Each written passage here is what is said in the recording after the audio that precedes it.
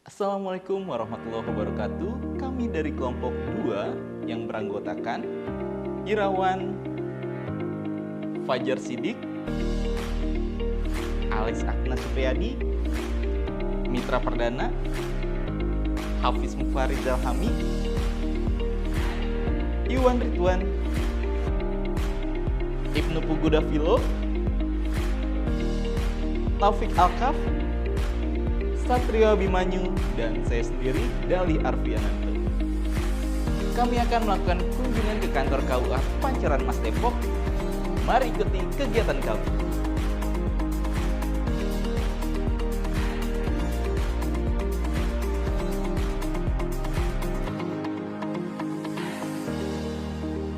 Waalaikumsalam warahmatullahi wabarakatuh.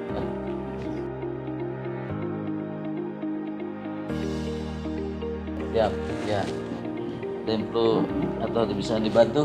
Kami dari kampus Universitas Indra Prasta hari ini ada di KUA Depok Pancoran Mas, mau sesi wawancara mengenai pranikah bersama Bapak Pak Haji Musa. Kami mau menanya apa sih yang dimaksud dengan pranikah dan persiapan apa saja yang harus dilakukan sebelum menikah dalam Islam, Pak? Terima kasih ya. Yang pertama tentunya saya terima kasih atas kunjungan dari mahasiswa Unindra dan sukses selalu. Nah, kemudian berkenan dengan materi wawancara dengan apa yang dimaksud dengan pranikah dalam Islam itu ya adalah masa di mana seseorang laki dan perempuan ya yang sudah siap untuk menikah secara fisik maupun secara mental. Ini ada satu masa yang perlu diberikan bimbingan ya. Kalau Undang-Undang nomor 16 tahun 2019 sebagai pelengkap ataupun pengganti daripada Undang-Undang nomor 174 mengenai usia nikah ya, bahwasanya dalam Undang-Undang 16 2019 itu ya, bahwa usia nikah antara calon pengantin pria dan calon pengantin wanita itu minimal adalah 19 tahun ya, 19 tahun. Sementara di Undang-Undang nomor 1 tahun 74 itu adalah kalau laki-laki minimal 19 tahun, kalau calon pengantin perempuan 16 tahun. Maka di Undang-Undang nomor 16 tahun 2019 ini disamakan menjadi 19 tahun minimal. Nah, ini masa pranikah. Dan ketika mereka sudah merasa mampu cukup untuk menikah, maka mereka melakukan proses pendaftaran. Dan masa proses pendaftaran sampai ke menikah itulah disebut dengan pranikah. Nah, pranikah ini ya yang tentunya dimanfaatkan oleh kita untuk namanya diadakan bimbingan bagi calon pengantin tersebut. Dalam Islam itu diperlukan masa pranikah itu karena jangan sampai ada pasangan suami istri, calon suami istri yang tidak siap untuk menikah secara fisik maupun mental seperti itu ya. Jadi apabila merasa mampu untuk melaksanakan menikah maka menikahlah gitu kan. Nah, tapi mampu ini bukan hanya sekedar mampu secara fisik tapi juga secara mental dan juga secara finansial. Nah, ini juga harus dipersiapkan begitu. Berarti minimal yang pertama di umur 19 tahun, terus kedua persiapan dari fisik, terus finansial juga, dan dari segi mental juga ya Pak. Terima kasih Pak. Untuk pertanyaan kedua bisa diteruskan.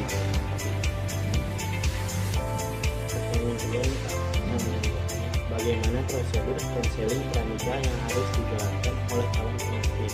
Ya, baik ya. Jadi konseling pranikah pada calon pengantin itu ini dimulai dari tahap pemeriksaan kesehatan. Jadi kita sudah bekerjasama dengan Dinas Kesehatan, kemudian juga dengan PLKB, itu dilaksanakan pemeriksaan kesehatan secara intensif pada calon pengantin, bagaimana mempersiapkan mereka dalam hal kesehatannya untuk bisa masuk ke rumah tangga.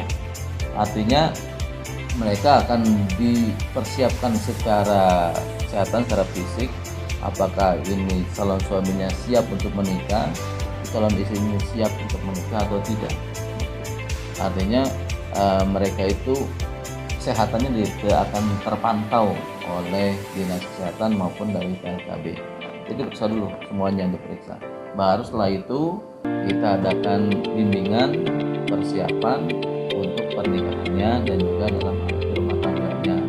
Di antaranya kita adakan bimbingan tentang bagaimana fikih menafkahnya, ya, tentang rukun nikah, dan juga bagaimana itu proses dijatuhi pernikahannya. Kemudian juga bagaimana persiapan dalam menghadapi permasalahan dalam rumah tangga. Kemudian juga bagaimana mempersiapkan rumah tangga sakinah. Itu kita akan ada bimbingan dan itu kalau di KUA kita Mas kita adakan setiap hari Selasa bimbingannya yang rutin. Kemudian juga ada bimbingan secara berkala dari Dirjen Bimas Islam tetap dilaksanakan oleh kita. Itu ada bimbingan yang memang berkala yang tidak tertentu waktunya, artinya ada terjadwal tapi tidak rutin setiap bulan. Kemudian juga ada bimbingan pada Latin pada KUA yang revitalisasi. Kebetulan kita Kabupaten Karamas termasuk salah satu KUA revitalisasi. Nah, ini juga dalam rangka kita sama-sama mencegah adanya stunting, ya. Artinya generasi yang akan datang itu harus betul disiapkan agar menjadi generasi emas dan berkualitas. Pertanyaan ketiga, faktor-faktor apa aja sih yang mempengaruhi kesiapan psikologis calon pengantin sebelum melaksanakan pernikahan itu? Gitu, ya. Jadi persiapan psikologis daripada calon pengantin itu dengan berbagai macam latar belakang gitu ya. Ya bisa dari mereka itu dari kalangan yang memang dari kalangan bawah menengah, dari segi ekonomi, kemudian dari segi pendidikan juga macam-macam. Ada yang pendidikannya cuma SD, SMP, SMA atau perguruan tinggi. Itu psikologis mereka kan beda-beda. Artinya di situ perlu kita manage secara baik bagaimana mereka bisa mempersiapkan itu ketika masuk di rumah tangga. Nah biasanya mereka itu terpengaruh kepada hanya fokus pada persiapan acara pernikahannya, acara akadnya. Sementara mereka itu mungkin terlupakan atau terlewatkan untuk persiapan rumah tangga yang diharapkan kan selamanya kedepannya gitu ya. Nah psikologis itu yang kadang membuat mereka itu emosional karena mungkin persiapan biayanya kurang, pusing memikirkan tempat di mana, gitu kan, siapa aja yang harus diundang dan segala macamnya gitu. Nah kita menekankan itu bukan satu-satunya permasalahan yang harus diselesaikan.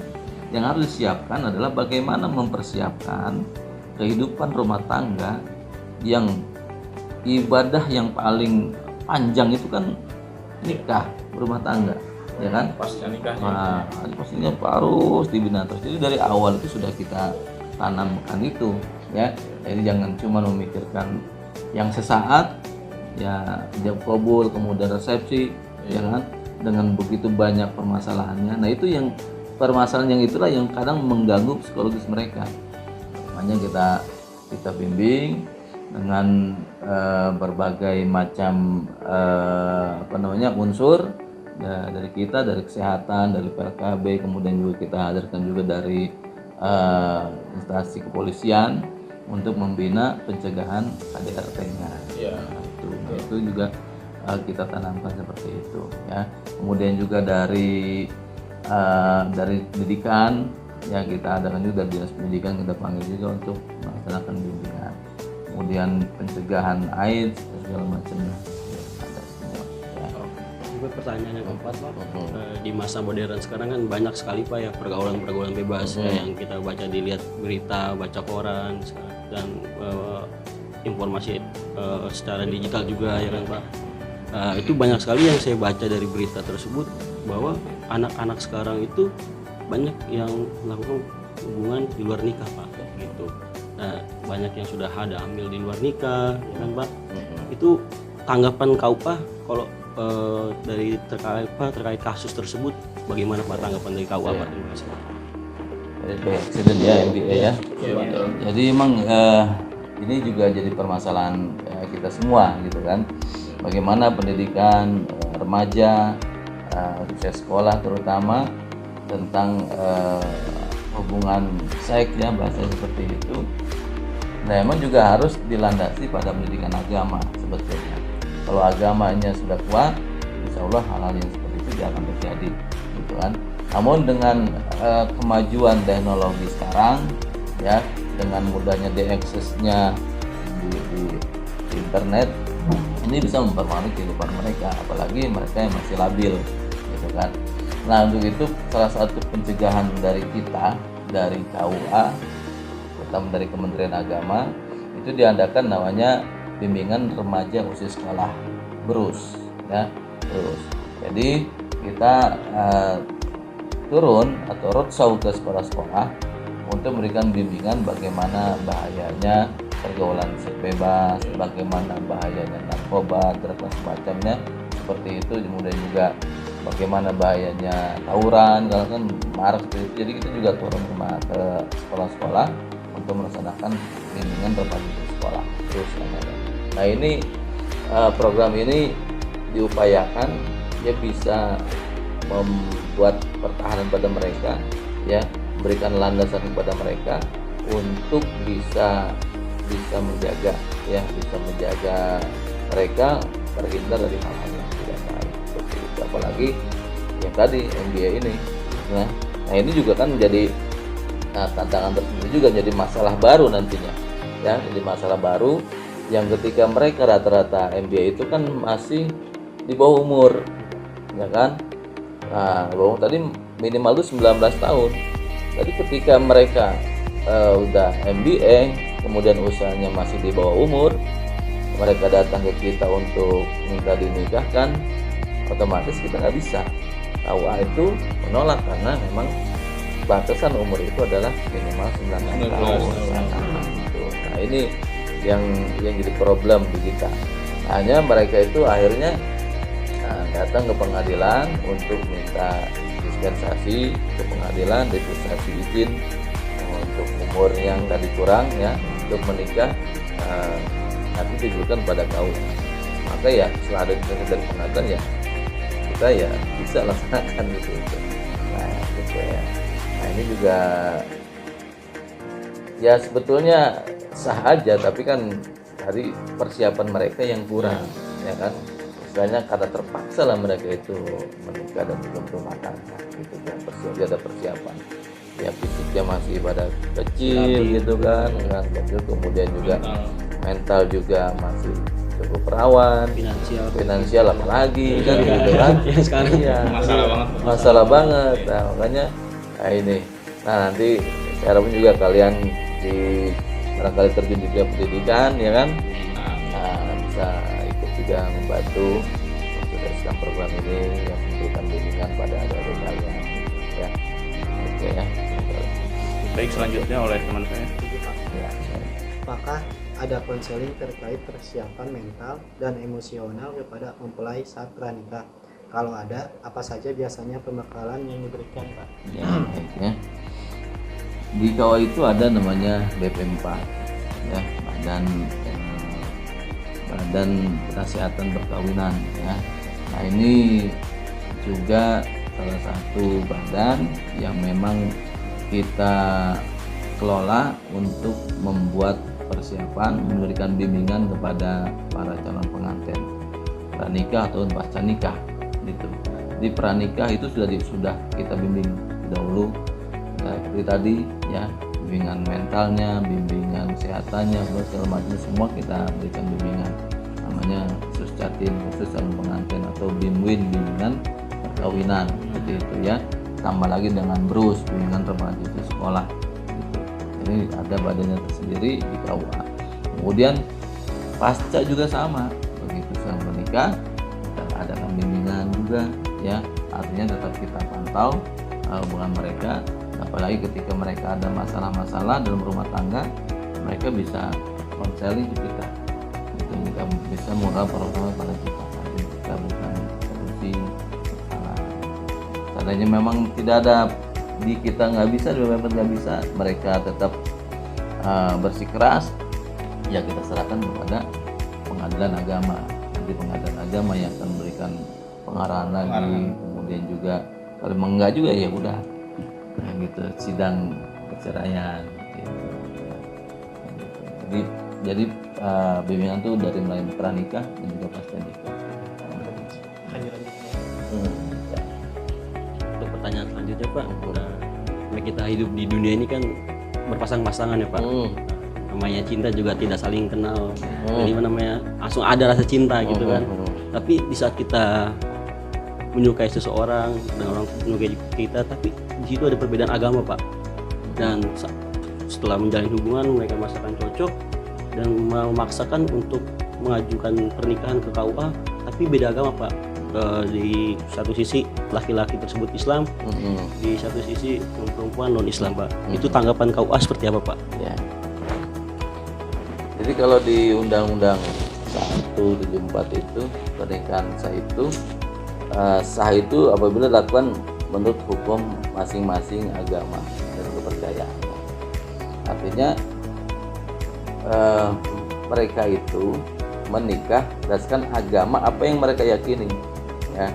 Jadi ketika mereka satu keyakinan, satu agama, yaitulah pada keyakinannya itu, pada agamanya itu.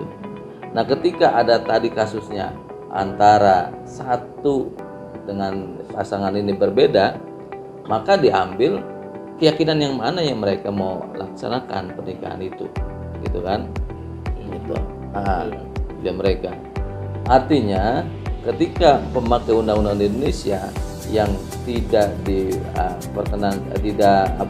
ada halangan untuk menikah karena berbeda agama, artinya mereka harus memilih salah satu ikut kemana, ikut kemana, gitu kan? Nah, gini. Jadi mau kemana? Mau ya ikut yang agama calon suami atau ikut agama calon istri, gitu kan? Karena berdasarkan keyakinan. Nah ini, memang masih ada celah kemarin itu di dinas pendudukan di Dukcapil itu mereka mencatatkan pernikahan beda agama. Kalau sekarang kan sudah dibatalkan kan oleh MK karena jadi dilarang semua pernikahan beda agama.